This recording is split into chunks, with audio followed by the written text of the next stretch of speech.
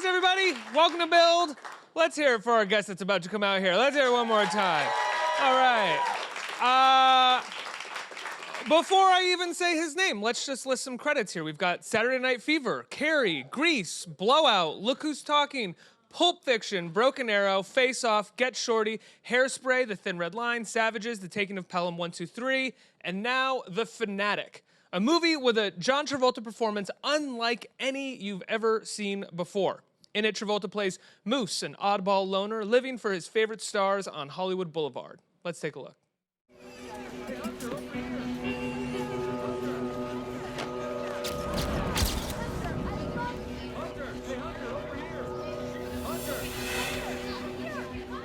It's a pleasure to meet you, Mr. Dunbar.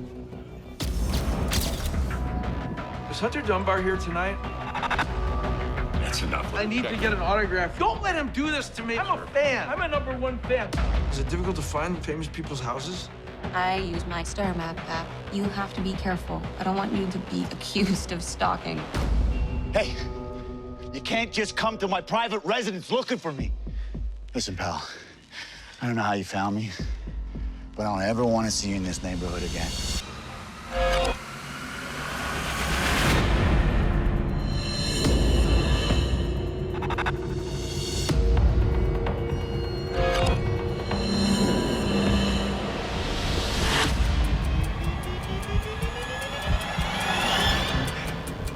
Help!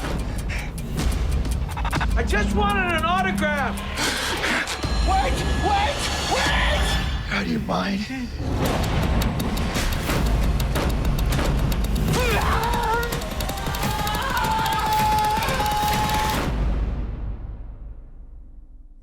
Everybody put your hands together for the one, the only, Thank you. the legend, John Travolta. I appreciate that. How is everyone? Good? John, thank you so much for being It's here. a pleasure to be here. It's an honor to have you on this stage. You Oh, I have been in appreciate that. so many of my, and I think our favorite movies over the years. That's amazing. What is that like when, I feel like somebody approaches you on the street for a different movie every time. It's not one movie that you're approached for. I bet you're approached for That's true. several different movies all the And time. it's the thing I'm most proud of, because I figure at the end of your career, if you've done some movie that everyone likes, or the collage of films equals entertaining individuals as vast as, let's say, A Love Song for Bobby Long, and as clear-cut as something like Face Off or whatever, you feel like you've done a good job of spreading your abilities across the line. I would also say that throughout the majority of those movies, you are playing vastly different characters. I tried to. You've never been the leading man type who, was just the gateway into the story. It seemed like you always looked for something that you could really sink your teeth into as an actor. Always. I've always approached every role as if it's the best role I've ever had, and it's maybe the last time I'll get to act. Really? Yes, and in doing so, you give it 100%, and I've always been that way. And maybe because my mother was an acting teacher and a director, and she instilled a kind of ethic about your approach to acting. It allowed me to own that idea, Was there ever a time in your career where it felt most like that, most like this could be the last performance? No, I never believed that it was. I just always liked pretending it was. So you would show up every day, put those stakes on you, but no, at the end of the day, Absolutely. you were going to be And doing some it again. material, of course, is better than other material. So the better written a piece is, the easier it is to act.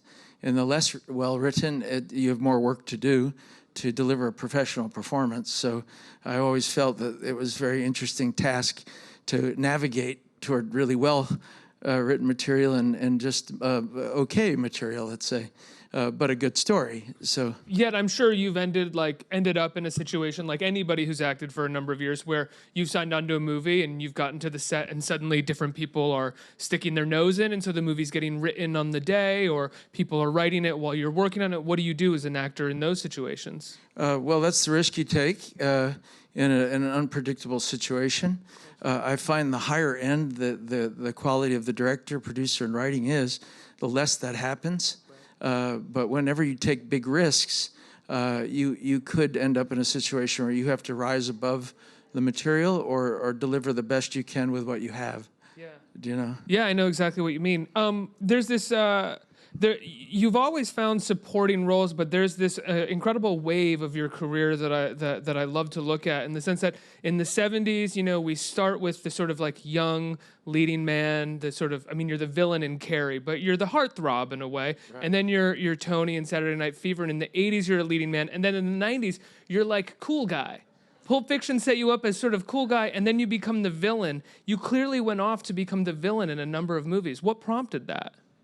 Again, I don't know if I purposely did it. It's just that it would arrive as an option, and I would have a take on it, or an insight to portraying it. And I always felt with those kind of characters, there's more freedom to behave however you would choose to behave, because they're nuts. So you don't have the barriers in your portrayals as you might in a kind of better balanced human being. Well, we think of something like Face Off, and I think a lot of people, I love Face Off. It is the pinnacle of '90s action movies. I mean, it opens with a helicopter chasing a plane, I think, and then the movie just goes crazier from there somehow. But what were you and Nicolas Cage thinking while you were making that movie with John Woo? It seems like Woo was just like, go off, guys. Have a good time. Let's just make this and have a good time together. Well, he utterly trusted us. There's no doubt about that. But I often wondered, was it working? And it was really 100% yes, Yeah. it was. It was Joan Allen and Nick that assured me that it was, because I knew it was a very bold thing to try to pull off. Us being each other, and we don't look exactly alike, and we don't behave at all like each other.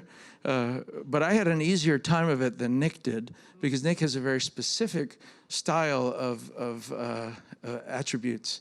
He has a talk like this, and he has a specific walk, and and I could. Pretty good Nick Cage, John. That was good.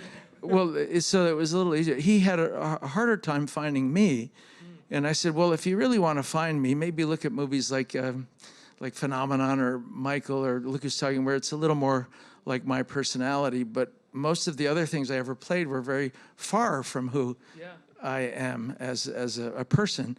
So he finally eclectically got things together and came up when it was his turn to play me. But I think I had a bit of an easier time of it. Yeah, Nick's much closer to the first 10 minutes of the movie than Absolutely. he is. Yeah, Absolutely. Is it easier or more difficult for you to play something like Michael or Phenomenon, a character much closer to you, than something like Vincent Vega, who's sort of like laid back and a completely different register in terms of... No, I find it harder to be someone closer to me. Yeah. I find character acting much more fun because I like totally departing from who I am, like I did in the Fanatic, Yeah. and actually enjoy the relief of not being myself. We all have enough of ourselves every day. It's gonna be, okay, enough, and you get to be somebody else. So how did this start? How did the Fanatic come to you? You and Fred are both producers on the film, right? Yes. And Fred, writer director on it. So how did this whole thing come to you, and how did he convince you to play this character? I had met him years and years ago. He was interested in film then. And he said, one day I'd love to send you material. Well, 10 years later, or maybe even more, he sent me the script, then called Moose, which is the character's name. And I thought, I don't know, I may like it, I may not respond to it, and I'll have to be honest if I don't. And I utterly responded to it. And I felt like I understood this character almost more than any character I'd ever played. Why do you think that including is? myself in certain movies. But why do you think that is, as someone who's been, for lack of a better word, a celebrity for going, over 40 years, why do you think it is that you understood this person or you felt so close to them? I think it's because I understand what it's like to admire another artist so much that all you do is fantasize about them loving you equally back. And I think every one of us has that in common. At 9 for me, it was the Beatles, or it was Jimmy Cagney, or, you name the person that I fantasized would perhaps like me as much as I was liking them. Did you ever work with someone that you felt that way about? Oh, I think I've worked with many people that I felt that way about, but I just think it's in all of us. I think the fan is in all of us. this character is slightly special needs, so and maybe on the spectrum. So his irrational aspects of his behavior are justified because of that. But the core of his love and admiration for another is very much what I don't think I would be here today if I didn't admire other artists at a deep level and get obsessed with them to some degree. Otherwise, you don't stand on anybody's shoulders to perform, you know. You still get obsessed with certain artists? I can. Yeah. Yeah, like, for instance, recently I watched Sam Rockwell in Fosse Verdon, and I just loved him because I knew Bob Fosse, and I thought, oh my God, he's nailing this. And he, you know, not to be braggadocious, but I thought he approached that character like I would have.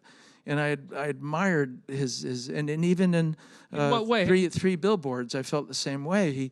He just becomes it completely, and has no bashfulness about owning that beingness of that character. And I feel that that's what I try to do every time I do a character, and I just admired it in him. I feel like in order to do a movie like The Fanatic, you have to be a fearless actor. And when I say a fearless actor, that means that you have to show up on the set willing to fail to find the right tone in the moment. Have you ever found yourself at a moment in your career where height of fame, height of celebrity, where you couldn't get to that place on camera, where you were worried about failing at that point, worried about how you would be perceived rather than the craft, because you know the perception of you had suddenly become greater than the actual craft, maybe? Maybe not so much, because I usually don't have a habit of agreeing to doing something unless I have a pretty confident angle on what I'm going to do. How well the overall film turns out is up to a collective energy. You know, the director, the writer, the editing, the music, the production, the money they have to do it all. That's something you can't always control, but you can try your best to at least give the performance you had intended to give. Was there ever a moment where later in your career you started to loosen up, or do you feel like you've always been fairly loose in terms of I've always been fairly loose approach? because I grew up in a household that Was you know, loose, I lived yeah. in New Jersey, and we were a stone's throw from Broadway, and my sister had done Broadway shows and summer theater, and I grew up with that atmosphere. You know, at 7 I was meeting Ethel Merman. Do you know what I mean? So it was a playful childhood. Performing in the basement, improvising for guests. I was at a drop of a hat, I would sing or dance or do a scene or do something. So I never felt inhibited about taking chances as an actor at all, and would try to bust anyone trying to stop that urge, you know, if I could. Right, like you have someone in your parameter, or not in your perimeter, but in your periphery of some kind, who's working with you or working on the movie, who suddenly is adding some sort of pressure in the way that you don't like. Yeah, I found it more on stage than I did. I did like 16 years of theater, and I found that was more, unfortunately, apparent on stage than it was on film.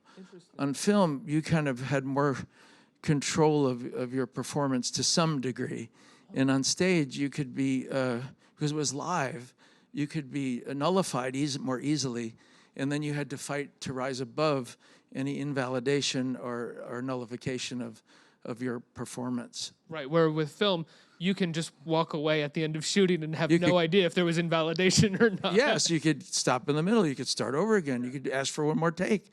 You know, you have a lot of chances to get it right. And you can also just exist for the sake of having the fun while making the movie. Yes, there's more fun involved in that. Yeah. Stage is a constant gun to your head every night, and it's a subject to a lot of critique.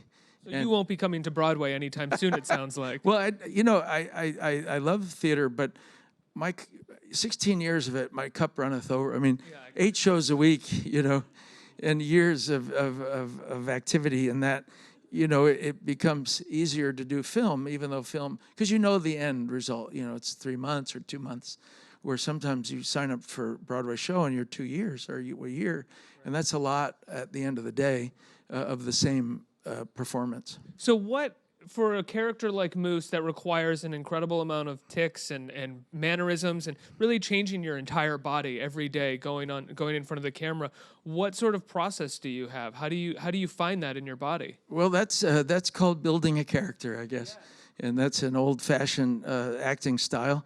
And you just build in layers of behavior. How would he walk? How would he talk? What's his cadence? What's his vocal pitch? What's his thinkingness? How would he dress? How does he think? And you drill these things and you practice them. And there's a moment where you arrive when the whole cake is baked or the character has been built, and then you can't make a mistake because you're in a zone that you own. And you have to hold on to that in between takes. I mean, I think with something like this, it's so specific what you're doing. Well, it's a good question because you could hold on to it, but if you know the character well enough, you don't have to. And I felt like I knew this character so well that I didn't have to, but I just enjoyed playing him so much that I would stay in character. So it wasn't a need, it was just a want. It was just a want because the crew got such a kick out of him. They couldn't wait for Moose to arrive on the set. What was he going to do? What was he going to say? And I played it. So pretty much all day I was in character, but not out of any necessity, just out of pure fun.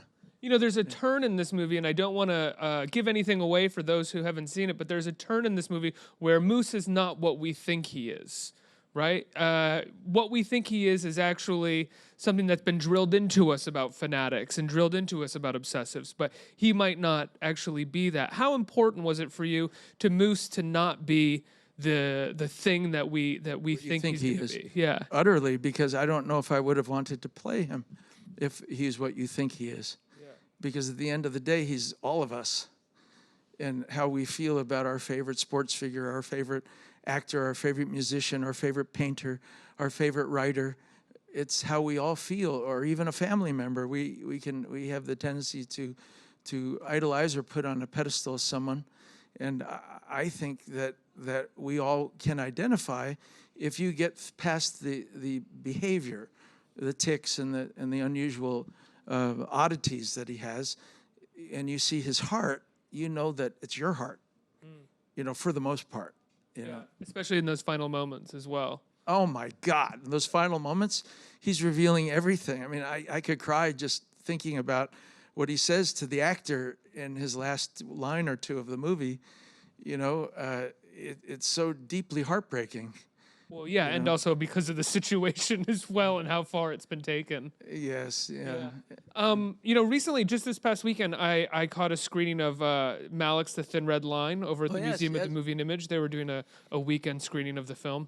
And you're fantastic in a really small role. Thank you. And for those that don't know, this movie was made 20 years after Malick had made his last movie, and literally every male actor in Hollywood is in it. Is in the movie or is not, or they got cut. Yes. Many got cut from it. Did you shoot a lot more than what you're in of that movie? I actually shot exactly Really? what was in the movie. Yes. Wow, you're one of the lucky ones. Because I have a history with Terrence Malick that you were supposed to be in Days of Heaven, right? Yes. Right. And the Cotter show couldn't work it out, and ultimately he was very heartbroken by it, and he was hell-bent to have me in something in his life.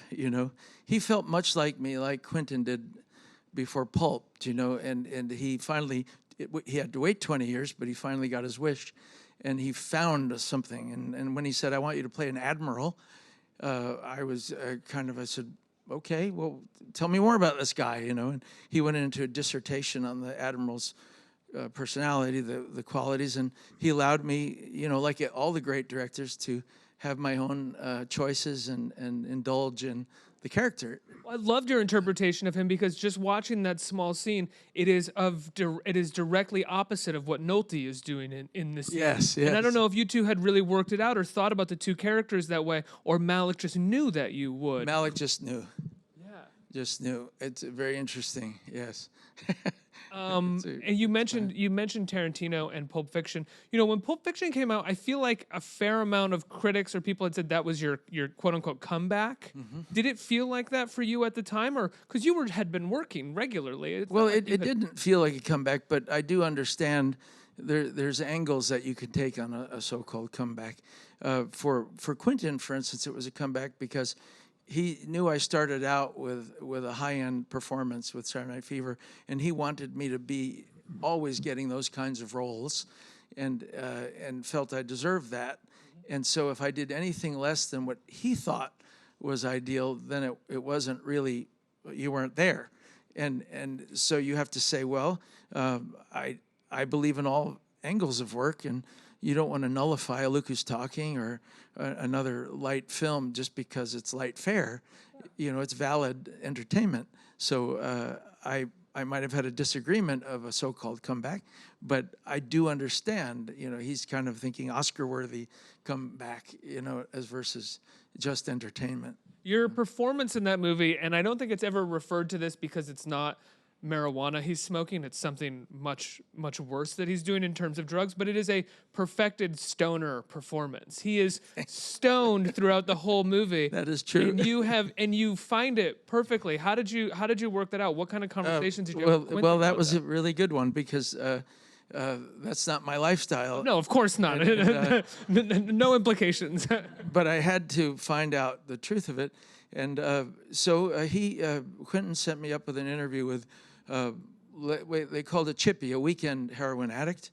And then I found on my own a daily ex-heroin addict, and I took copious notes about how they behaved when they're on the good stuff and when they're on the bad stuff and all the differences. And I came to a happy medium about the behavior that he would have. And then finally I said, okay, these notes are wonderful, but how do I execute it without getting a taste of what this is like? So finally I said to the ex-weekend chipper, I said, what do I do? Because I'm not going to do heroin, so what can I do to actually feel something? He said, well, okay, if you have to, get plastered on a bunch of tequila and lay in a warm pool of water. And he said, and then you'll be at the bottom of the feeling that you start to feel when you're on heroin. And I said, well, I could do that. So I ordered Good Friday night. a bunch of shots of it and did it, and I went, okay. And then the notes I could apply, all those notes that I had from both drug addicts, I could apply to that feeling and exaggerate it when needed, because they describe beautifully the arc of a heroin high, beautifully. So I, whether Quentin knew it or not, but he built in beautifully the arc, and he didn't. I don't even know if he knew that he had. But from the time he shoots up to the time he picks up Mia, to the time he goes to the restaurant, to the time the shocking overdose happens, right. That's when, by that time in any of that evening, he would have started to come down. Yeah.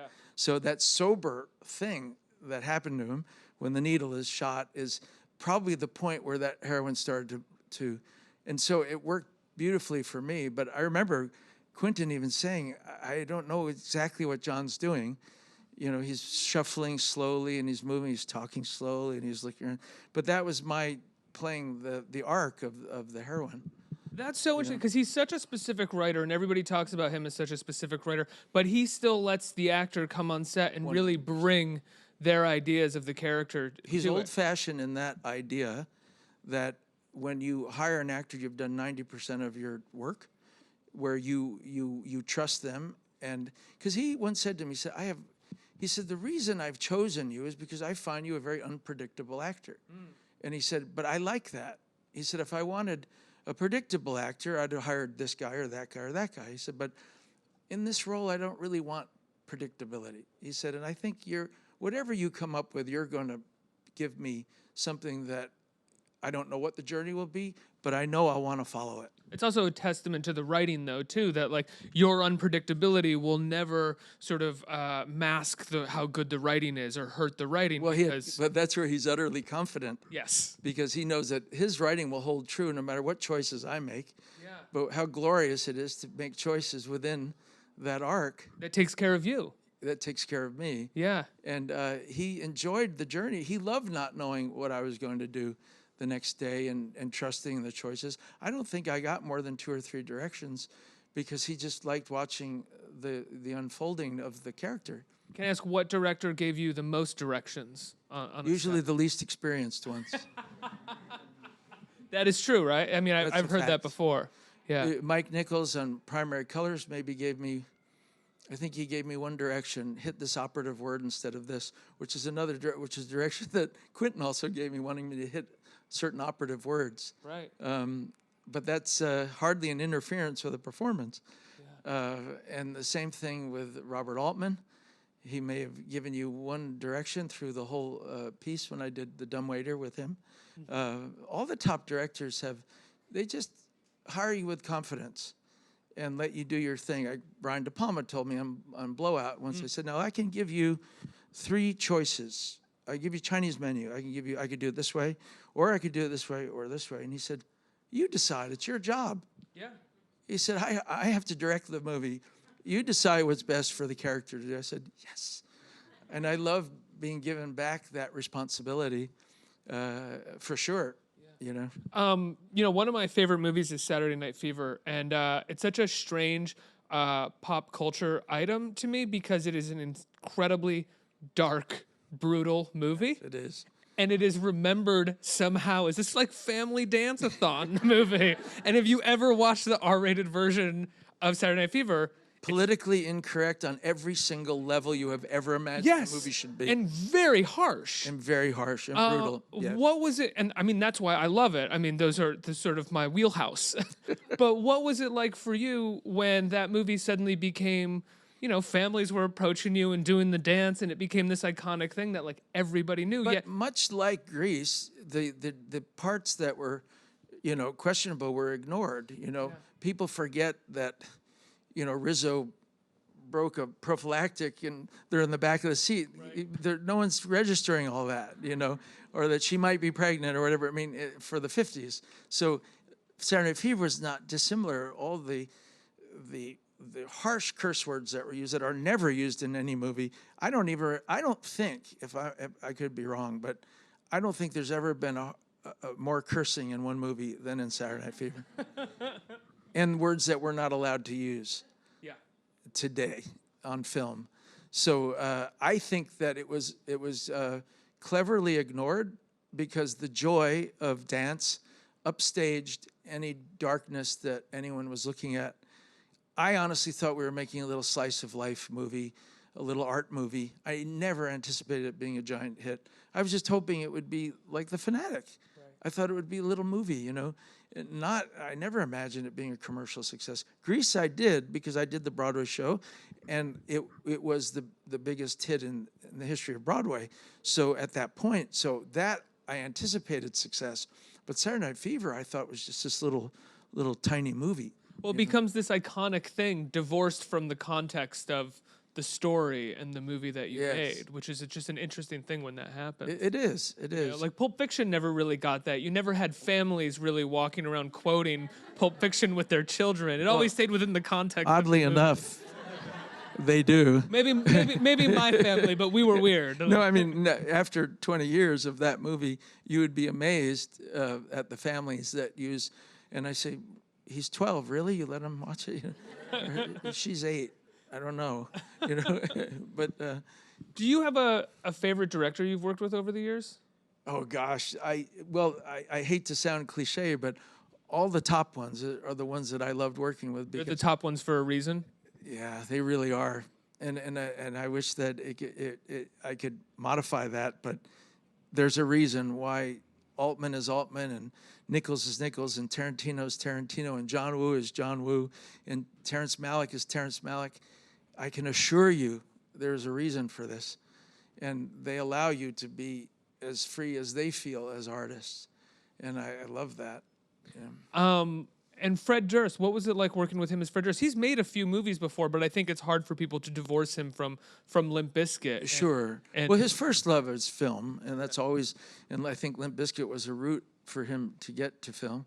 But he had a touch of these big guys in him because he did something different than all of them have done. He would improvise with me to help me arrive to the zone of the character every day. He'd say, "How you doing, Moose? What'd you have for breakfast? Who'd you see today? What'd you watch on TV?" He asked me a dozen questions, which is what great acting teachers do. Right. All they do is interview the actor in character. And he would every morning interview, summon me and then ask me questions about how I was doing in character. And when he sensed that I was in the zone, he'd just roll the cameras and boom, I was off and running. Were you nervous at all playing Moose? No. Having to go this deep? No, it's my joy. It's my favorite thing. I'm much more nervous to play myself. What happens when you're nervous acting? Oh no, I mean that part of the art is to not ever show that. But what I'm saying is that I don't literally mean that. I meant that if you were doing increments of measurement or relativities, the joy of playing a character like Moose is not nerve-wracking to me at all. It's exciting. Is there a sense when you're playing someone like Moose and you finish a take, you have a pretty good idea if that take was good as the actor because you felt really in it? Whereas if you're playing Michael or Phenomenon, as you had mentioned, a take is over and you really have to turn to other people to be like, was that good? I'm just kind of being me. Okay, well, let me... Does that make sense? I could rephrase I know what you're it. saying, but I try my best by the time I'm ever on screen to be in a zone where pretty much any take will work, but there might be one or two that are not better, just more interesting. So, but I love it when you're so immersed in a character that you don't even care what the takes are. It's just like, print any one of them, and I'm fine. Because if you're in the zone, any one of them will match as a through line. Have something within them to entertain that's valid. or inspire the audience or inspire your director in some way. But I always, as we spoke of before, I always tend to go to the humorous side of a character to find what might be kind of fun to watch, not to ever laugh at a character, but to find entertaining about them in a humorous way, I find, and you said this back there as well, I find all the great actors do. Like the best actors always find some kind of sense of humor You have to in a drama. Yeah. And the funny thing is you find the opposite in a comedy. Right. If I go serious in a comedy, it's always funnier than if I go funny. It's a comment on a comment. But in a drama, if you go lighter, you will always have much more dramatic impact. It just is, I don't know, if yin-yang or balance of concepts or emotion, but it always seems to work better. Even Quentin said in Pulp, he said, I didn't know I made a comedy.